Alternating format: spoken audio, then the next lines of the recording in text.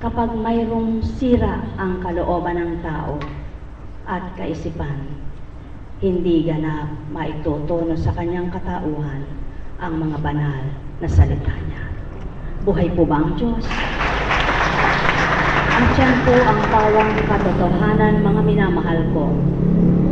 Sapagkat ang bawat katagang pinabahagi niya dito sa lupa ay naaangkop sa taong tumatalima, gumugusto, niloloob niya, nagmamahal sa mga banal na aral niya.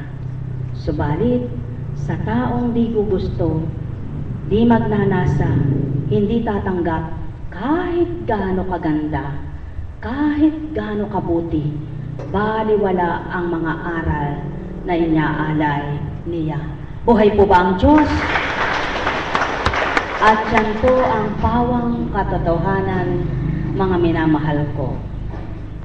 Gaano man din kagaling ang isang kalpintero na manggagawa ng tahanan, kung ang mga pyesa o gamit na ibibigay ng nagpapagawa ay hindi po mga magaganda, hindi niya maisasaayos.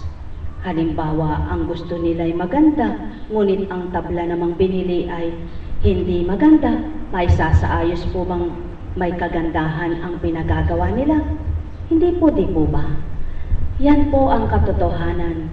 Kahit anong ganda ng biyaya ng Ama, kapag hindi tinanggap na mabutit kay ganda sa katauhan ng tao, walang silbi ang kagandahan, anumang biyaya na handog niya.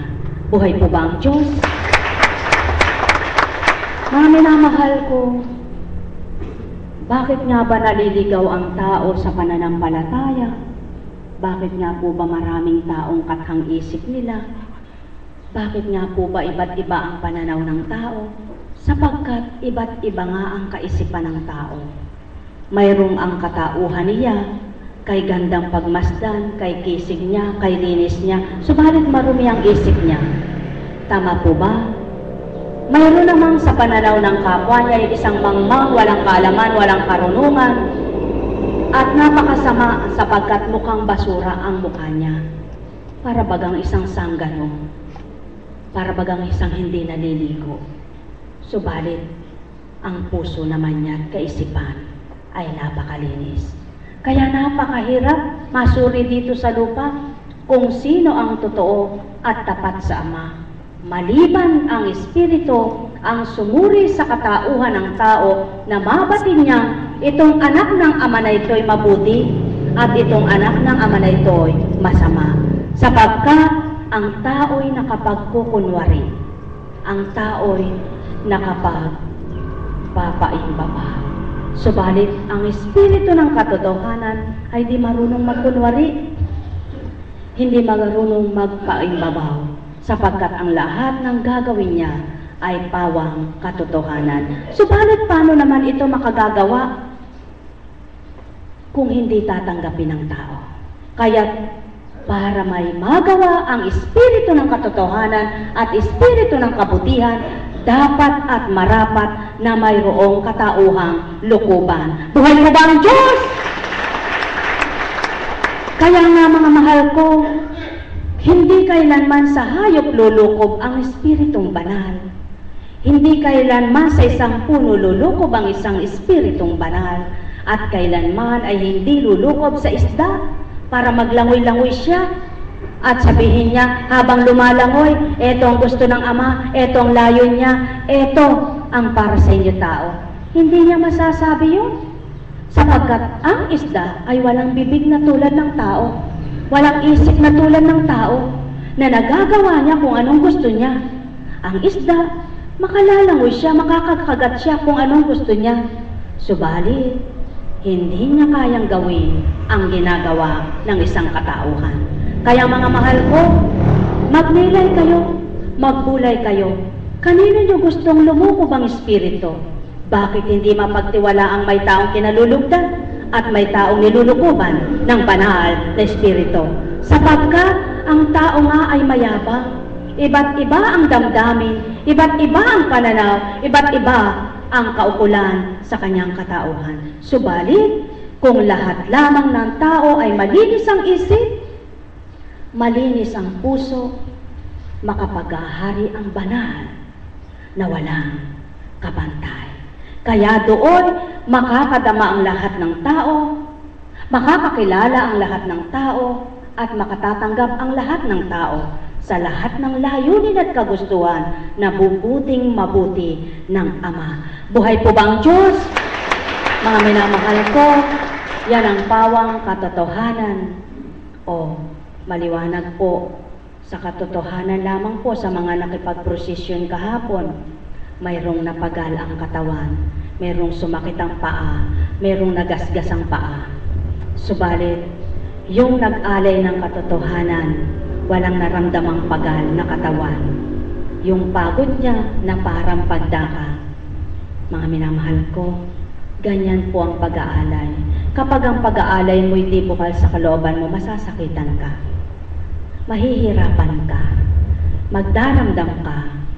Manghihinawa ka. Subalit subukan ng tao, lahat ng alay ay ibuka niya magmula sa puso niya. Sinisigurado ko po, gaano man kahirap, gaano man kasakit, ito'y wala kang pagsisisihan. Sapagkat ito ay nagmula sa bukal at malinis na may pag-ibig na puso. Buhay po ba ang Diyos? Ang may pandinig ay nakarinig.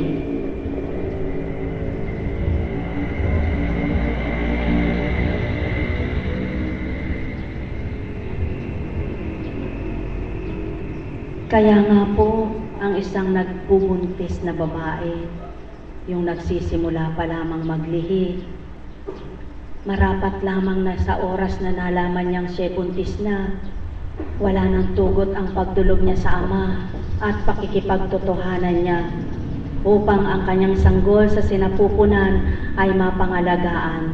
Magnilay po kayo kung minsan mayroong babaeng nilalaglag ang kanyang sanggol sa sinapupunan, pilit na nabubuhay pa rin doon sa kalooban ng Ama. Mayroon namang inaalagaan na ayaw niyang malaglag, gusto niya'y magkaanak na, siya pa rin namang naaagasan. At kung minsan, kung sino pa yung alagang-alaga mula sa unang buwan hanggang sa isilang, siya pang may abnormal. Yun namang wala siyang mainom kahit na ano, sapagkat walang-wala, siya pang normal. Buhay po ba ang Diyos? Kaya kailanman, mga minamahal ko, kailanman di maaring sabihin ng tao na kaya ay kaganyan yan dahil kawawa, walang nainom, walang nakain na masarap. Bakit po mayroong lumuluwal na malusog kahit mahirap? At bakit naman po mayroong mayaman kahit anong ininom, kahit anong kinain? Bakit po mayroong pa rin kapinsalaan? Di po ba nagninilay ang tao? Di po ba nagtatanto ang tao? Ang pinakamahalaga at dapat gawin ng tao, araw-araw, ipanalig sa Ama, ipagkatiwala ang lahat-lahat sa Kanya. Hindi po ba? May kayamanan ka, wala kang kayamanan, manalig ka sa Kanya, sapagkat siya'y buhay na buhay. Buhay po ba ang Panginoon? Buhay po ba ang Ama? Buhay po ba ang Espiritu? Kung magkagayon mga mahal ko, dapat po walang nagsasabing, kawawa naman si Juan, kaya ay kalumala ang sakit niya'y walang salapian. Ganun palang kawawa si Juan, kaya lumala ang sakit niya, walang salapi. Bakit hindi bigyan nung di po ba?